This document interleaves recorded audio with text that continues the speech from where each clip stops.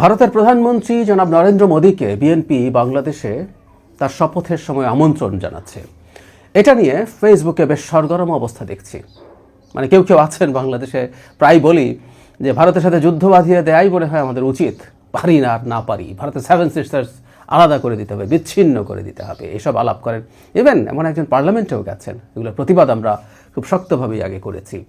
এখন প্রশ্ন হচ্ছে, বিএনপি কি অপরাধ করলো? বা যেভাবে এটাকে ফ্রেম করার চেষ্টা করা হচ্ছে, সেই ফ্রেমিংটাও কি ঠিক আছে? নতুন সরকারের সাথে, বিএনপি সরকারের সাথে ভারতের সম্পর্ক কেমন হওয়া উচিত? এই আলাপগুলো একটু করা দরকার। ঘটনা হচ্ছে, জনাব নরেন্দ্র মোদী না, 13টা দেশের সরকার প্রধানকে বিএনপির পক্ষ থেকে ইনভাইট করা হবে, এরকম নিউজ আছে। চায়না, পাকিস্তান, টার্কি, আমাদের সার্ক এরিয়ার অন্যান্য দেশ আছে। সুতরাং এটা এমন না যে এক্সক্লুসিভলি তাকে ইনভাইট করা হয়েছে। আর যদি 13 জনকে ইনভাইট করা হয়, ভারতের প্রধানমন্ত্রী নরেন্দ্র মোদীকে ইনভাইট করার কথাই। নরেন্দ্র মোদী আসছেন না, আমি ওদের নিউজে দেখলাম। এটা নিয়ে বাংলাদেশে নিউজ করা হয়েছে, তিনি ব্যস্ত আছেন। ফ্রান্সের প্রেসিডেন্ট ম্যাক্রো যাচ্ছেন সেখানে, সেই সময়টাতে তিনি ব্যস্ত থাকবেন। তবে খুবই উচ্চ পর্যায়ের কেউ, ভাইস প্রেসিডেন্ট বা পররাষ্ট্রমন্ত্রী জয়শঙ্কর বাংলাদেশে আসার সম্ভাবনা আছে। এগুলো সবগুলো positive gestures. Even Begum Khaleda Zia মারা যাওয়ার পর জয়শঙ্কর এসেছিলেন, আসার পরে জনাব নরেন্দ্র মোদীর শোকবার্তা জনাব জয়শঙ্কর তারেক রহমানের কাছে পৌঁছে দিয়েছিলেন। এগুলো আমরা দেখেছি, এগুলো খুবই পজিটিভ জেস্টার্স ছিল। আর জনাব তারেক রহমান যখন প্রাইম মিনিস্টার হওয়ার পথে এগিয়ে গেলেন, তখন জনাব নরেন্দ্র মোদী তার প্রাথমিকভাবে অভিনন্দন জানিয়েছেন, তিনি ফোনে কথা বলেছেন এবং সেটা টুইট করেও আবার জানিয়েছেন। ফলে ভারতের দিক থেকে বিএনপি সরকারের সাথে সম্পর্ক নয়নের বা সম্পর্ক তৈরিরও, বলবো এভাবে, কারণ সম্পর্ক একটা সময় বেশ খারাপ ছিল শেখ হাসিনার সময় বিশেষ করে, সেই জায়গা থেকে সরে এই চেষ্টাটা দেখছি আমরা। বিএনপির দিক থেকেও আমি মনে করি এটাতে পজিটিভ অ্যাটিটিউডই দেখানো হবে, দেখানো উচিত। বাংলাদেশে কিছু কিছু মানুষ আছেন যারা ভারত বিরোধিতাকে এমন পর্যায়ে নিয়ে যেতে চান যেটা দুই দেশের মধ্যে একেবারে সব সম্পর্ক শেষ করে দেওয়ার চেষ্টা করছেন। প্রায় একটা কথা বলতাম আমি, এই কথাটা বলা দরকার। এটা বলা হয় আন্তর্জাতিক সম্পর্কের ক্ষেত্রে, বন্ধু পাল্টানো যায় কিন্তু প্রতিবেশী পাল্টানো যায় না। এটা যেমন আমাদের ক্ষেত্রে সত্য, এটা একপাক্ষিকভাবে বলা হতো, এটা ভারতের ক্ষেত্রেও সত্য। আমি আশা করি ভারত এই ব্যাপারগুলো বুঝবে এবং সাম্প্রতিক তার প্রবণতা দেখে এটা বিশ্বাস করার কারণ আছে, ভারত বাংলাদেশের সাথে এনগেজ করতে চায়। আমি আগে বলেছি এটা, যে ডক্টর ইউনূস সরকারের সাথে যেহেতু ভারতের সম্পর্ক খুবই তলানিতে চলে গেছে, শেখ হাসিনা পতনের পর সেই পরিস্থিতি এতটাই খারাপ দিকে গেছে, ওই সরকারের সাথে ভারত সরকার আসলে কাজ করতে আগ্রহী ছিল না। তারা জানিয়েছে তারা নতুন যে সরকার আসবে নির্বাচনের পর তার সাথে এনগেজ করবে। That's fine. ভারতের বিভিন্ন জায়গায়, বিবিসি বাংলার একটা রিপোর্ট দেখলাম, সেই রিপোর্টে বলছে যে ভারত বিএনপির সাথে কাজ করাকেই তাদের ফর দ্য টাইম বিং সঠিক বলে মনে করছেন। দ্যাটস ফাইন, এটাই হওয়া উচিত। বাস্তবতা মেনে নেওয়া, এটা সবচেয়ে জরুরি। বিএনপি একসময় কি করেছে, ভারতের সাথে বিএনপির সম্পর্ক কেমন ছিল, এসব নিয়ে না আমার ধারণা কেউ কেউ এখন আবার সামনে এগুলো আনতে পারে। প্রসঙ্গত মনে পড়লো, প্রথম আলো ডেইলি স্টার একদিন জনাব তারেক রহমানকে নিয়ে কী লিখেছিল, সেগুলো নিয়ে তারা অনেকেই আবার মাঠে নেমেছে, খুবই সিগনিফিক্যান্ট ইনফ্লুয়েন্সার্স, তারা এনে দেখানোর চেষ্টা করছেন। সুতরাং বলার চেষ্টা এটা যে বিএনপি তুমি প্রথম আলো ডেইলি স্টারের সাথে তোমার শত্রুতা চালিয়ে যেতে হবে। অথচ কেউ যখন, ধরুন ডেইলি স্টার, প্রথম আলো, সাম্প্রতিক সময়ে দেখা গেছে যে তারা বাংলাদেশের ভবিষ্যতের জন্য জামাতের নেতৃত্বে যে ডানপন্থী রাজনৈতিক শক্তির উত্থান হচ্ছে, সেটা তারা পছন্দ করবে। তাদের অফিসে আগুন জ্বালিয়ে দেওয়া হয়েছে। সো তাদের এক ধরনের অ্যালাইনমেন্ট বা প্রচ্ছন্ন, আমি খুব প্রকট কিছু না, সমর্থন বিএনপির প্রতি ছিল বলে মনে হচ্ছিল, সেটার প্রেক্ষিতেই তারা এটা করেছে। ঠিক একই কাজ এখন ভারতের ক্ষেত্রেও হতে পারে। আমাদের মনে রাখতে হবে, সুপার পাওয়ার, ভারত তো রিজিয়নাল সুপার পাওয়ার হতে চায়, রিজিয়নাল সুপার পাওয়ার বটেও, তাদের ইগো রাখলে চলবে না। প্রায় বলি কথাটা। একসময় বিএনপির প্রতি তার অ্যাটিটিউড কী ছিল, কিন্তু এই যে জনগণের একটা রায় হয়েছে, এত বড় একটা বিজয় বিএনপি পেয়েছে, যদিও ভারতের হয়তো ইচ্ছা ছিল আওয়ামী লীগ এই নির্বাচনে থাকবে, কিন্তু সেই রিয়ালিটি তারা মেনে নিয়েছেন। এটাই বলছি যে ইগো রাখার ব্যাপার নেই, রিয়ালিটি মেনে নেওয়া এবং রিয়ালিটি মেনে নিয়ে সেটা অনুযায়ী কাজ করা, এভাবেই আসলে একটা দেশ পরাশক্তি হয়ে ওঠে আমি মনে করি। সুতরাং ভারত তার সঠিক কাজ করছে, তারা বিএনপির সাথে খুব কর্ডিয়ালি এনগেজ করার চেষ্টা করছে। একই কথা বিএনপির ক্ষেত্রেও প্রযোজ্য। বিএনপিরও ভারতের সাথে সব রকম সম্পর্কে যাওয়া উচিত হবে, সব রকম এনগেজমেন্ট পুনঃস্থাপন করতে হবে। পুনঃস্থাপন এই অর্থে বলছি, ডক্টর ইউনূসের সময় এটা খুবই তলানিতে গেছে। তবে আমি প্রায় বলি ডক্টর ইউনূস একটা বেঞ্চমার্ক তৈরি করেছিল, ইভেন জনাব তারেক রহমানকেও সেটা মোটা দাগে ফলো করতে হবে। তার যে সংবাদ সম্মেলন হয়েছে সেখানে আমরা দেখেছি যে একজন সাংবাদিক এই ভারতের সাথে সম্পর্কে প্রশ্ন জিজ্ঞেস করেছিলেন, তখন তিনি তার ইন্টারেস্টের মানে বাংলাদেশের জনগণের ইন্টারেস্টের কথা বলেছেন, এবং এর পরবর্তীতে জনাব আমির খসরু মাহমুদ চৌধুরী সেটাকে আরও ব্যাখ্যা করেছেন, যেখানে নিজের দেশের স্বকীয়তা, স্বার্থ, ডিগনিটি এগুলো বজায় রেখে এক দেশ আরেক দেশের সাথে এনগেজ করবে, সেটা হওয়া উচিত হবে। সুতরাং ভারতের সাথে শেখ হাসিনা যা যা করেছেন, তারেক রহমান সেটা করতে যাচ্ছেন না ফর শিওর। কোনোভাবেই বাংলাদেশের ভবিষ্যতে কোনো সরকার ওই রকম হয়ে আসলে ক্ষমতায় টিকতেও পারবে না।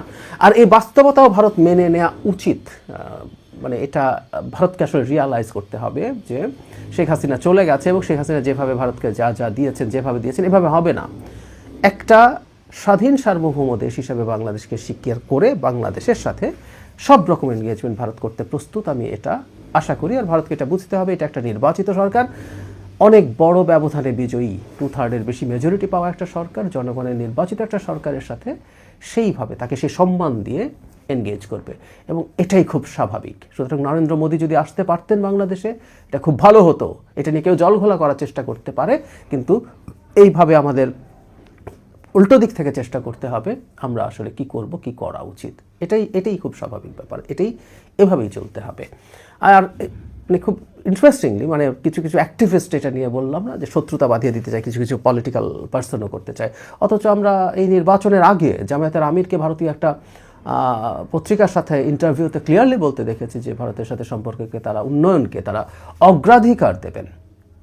কোনো সমস্যা নেই, এতে কোনো সমস্যা নেই, এই জিনিসগুলোই থাকার কথা, অগ্রাধিকার থাকবে। আবারও বলছে একটা বটম লাইন আছে, এটা হাসিনা যা করেছে সেভাবে না।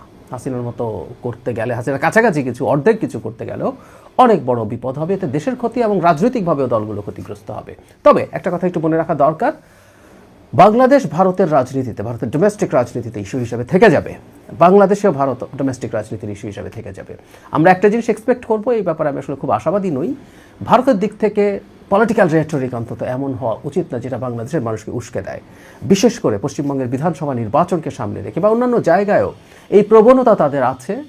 তারা বিশেষ করে ক্ষমতাসীন দল বিজেপির এই ধরনের রেটরিক ব্যবহারের প্রবণতা আছে। তারা এই ব্যাপারগুলোতে সতর্ক হওয়া উচিত হবেন, যাতে সম্পর্কটা অন্তত কাজের দিকে যায়। কিছু রেটরিক থাকুক, কিন্তু সেটা যেন খুব অ্যাগ্রেসিভ না হয়, এবং সেটা রেটরিকের পর্যায়ে। That's important. পলিটিক্স অনেক সময় রাজনৈতিক দলগুলো এমন কথা বলেন যেগুলো আসলে তারা মিন করেন না, কিন্তু ভোটের জন্য বলতে হয়। এই ধরনের ব্যাপার ওই ধরনের মধ্যেই যাতে থাকে, এবং সেটা যাতে কখনো এক্সট্রিম না হয়ে ওঠে। বাংলাদেশের রাজনীতিতেও এই রেটরিক থাকবে, ভারত বিরোধিতার রেটরিক, কারণ ভারত একটা সময় যা করেছে সেই জায়গা থেকে তার অবস্থান পাল্টে মানুষের মনে ঢোকার জন্য টাইম দিতে হবে। সেই টাইমের মধ্যে বাংলাদেশেও প্রচুর রেটরিক থাকবে। পলিটিক্যাল পার্টিরা, বিএনপি, জামায়াত বা আর কেউ সবাই হতে পারে, জনগণেও সেই রেটরিকের পার্ট হওয়া অসম্ভব না। কিন্তু ওই যে বললাম, যে জায়গাটা সবচেয়ে গুরুত্ব দিয়ে ভাবা দরকার, সেটা হচ্ছে আমাদের এই রেটরিকের বাইরে একটা ভালো অর্থনৈতিক এবং অন্যান্য কৌশলগত সম্পর্কও হতে পারে, যদি সেটা দুই দেশের ইন্টারেস্টকে সার্ভ করে। ভারতের যে এক্সপেকটেশন আছে, তারা যেটা চায়, সবচেয়ে তাদের জরুরি যে রেড লাইন, সেই রেড লাইনগুলোর ব্যাপারে বাংলাদেশের কেয়ারফুল থাকতে হবে। একইভাবে বাংলাদেশেরও কিছু রেড লাইন আছে, সেই রেড লাইনগুলোও ভারতকে রেসপেক্ট করতে হবে। এখন বড় শক্তি হিসাবে রেড লাইনকে কতটুকু রেসপেক্ট করবে সেই প্রশ্ন কেউ করতেই পারেন, কিন্তু গ্লোবাল পার্সপেক্টিভে ভারতের মনে করা উচিত, বোঝা উচিত, তার যদি এই অঞ্চলে তার হারানো যে ইনফ্লুয়েন্স আছে, ভারতের তো আসলে এই অঞ্চলে, এই রিজিয়নে তার সমর্থন করে এমন দেশের সংখ্যা খুব কমে গেছে। এমনকি ভারত হঠাও ক্যাম্পেইন করে মলদ্বীপসের মতো দেশে একজন প্রেসিডেন্ট হয়ে যান, যদিও মলদ্বীপসের প্রেসিডেন্টের সাথে ভারতের ফার্দার এনগেজমেন্ট হয়েছে পরে। সো এটা একটা এক্সাম্পল যে এই রকম একটা ক্যাম্পেইনের পরও এনগেজমেন্ট সম্ভব, ভারত সেই চেষ্টা করছে। আমি ভারতের এই চেষ্টাকে সাধুবাদ জানাতে চাই। আমরা বাংলাদেশের পক্ষ থেকে, বিএনপি সরকারের পক্ষ থেকেও এটাকে রেসপন্ড করা উচিত হবে, সম্পর্কটাকে যতটা সম্ভব উষ্ণ করে তোলা। আবারও বলছি, কথাগুলো বারবার বলছি কারণ কেউ যেন ভুল না বোঝেন, এই উষ্ণতা শেখ হাসিনার তরিকায় না। এই উষ্ণতা হবে আত্মসম্মান বোধ রেখে, ডিগনিটি রেখে, স্বাধীন সার্বভৌম সত্তা রেখে, শ্রদ্ধার সম্পর্ক রেখে এই এনগেজমেন্ট হওয়া দুই দেশের মানুষের জন্যই ভালো। এই যোগাযোগ বন্ধ থাকায় বাংলাদেশের মানুষ যেমন ক্ষতিগ্রস্ত হয়েছে, ভারতের মানুষও ক্ষতিগ্রস্ত হয়েছে, ব্যবসায়ীরা ক্ষতিগ্রস্ত হয়েছে। নিজের নাক কেটে পরে যাত্রাভঙ্গ করার আসলে কোনো দরকার নেই। এই জায়গাটা শেষ হোক। সুতরাং ভারতের যে অতিথিরা আসবেন আমরা স্বাগত জানাই সেটাকে। দ্বিপাক্ষিক সর্বোচ্চ পর্যায়ে দ্বিপাক্ষিক সফরও শুরু হোক। জনাব তারেক রহমান যাক, জনাব নরেন্দ্র মোদী আসুক, তার অভ্যন্তরীণ রাজনীতি নিয়ে ভারত তার মতো করে করুক, কিন্তু বাংলাদেশকে যেন তারা অনেক বেশি কঠোর টার্গেটে পরিণত না করেন।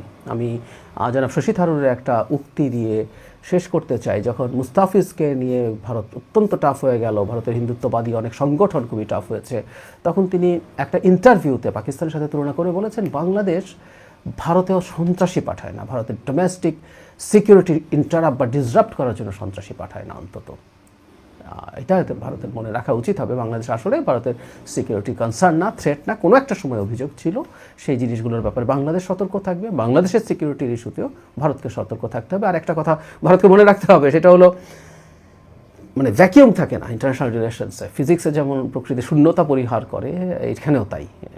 ইন্টারন্যাশনাল রিলেশনসে, এই পলিটিক্সে ভ্যাকিউম থাকে না। ভারত যদি নিজকে বাংলাদেশের সাথে যথেষ্ট এনগেজ না করে ক্ষতি করেছে, এখন সেটা যদি করে তাহলে অন্য দেশের প্রভাব যেটাকে সে কমিয়ে রাখতে চায়, সেই ক্ষেত্রে তারা সফল হতে পারে। আবার একই সাথে ভারতকে এটাও মেনে নিতে হবে যে বাংলাদেশ তার স্বার্থের ভিত্তিতে বিভিন্ন দেশের সাথে তার এনগেজমেন্ট রাখবে, এটাই নিয়ম। ভারত আমেরিকার তীব্র চাপের পরও রাশিয়ার কাছ থেকে তার সস্তায় তেল কিনেছে তার স্বার্থের পক্ষে যাওয়ার জন্য। ঠিক একইভাবে শেখ হাসিনার সময় বাংলাদেশ যেভাবে পাকিস্তানের সাথে অত্যন্ত একরকম শত্রুতামূলক সম্পর্ক তৈরি করেছে, সেটা না গলায় ভাব বা একেবারে অন্ধভাবে পাকিস্তান হয়ে যেতে হবে তাও না। পাকিস্তানের সাথে যেখানে আমাদের ইন্টারেস্ট মিলবে সেই জায়গাগুলোতে আমরা কাজ করব, এটাও ভারতকে বার্তাটা দিতে হবে, ভারতকে মেনে নিতে হবে। এভাবেই আসলে সম্পর্কগুলো চলে। এভাবে যদি দাঁড়ায়, আমি বিশ্বাস করি নতুন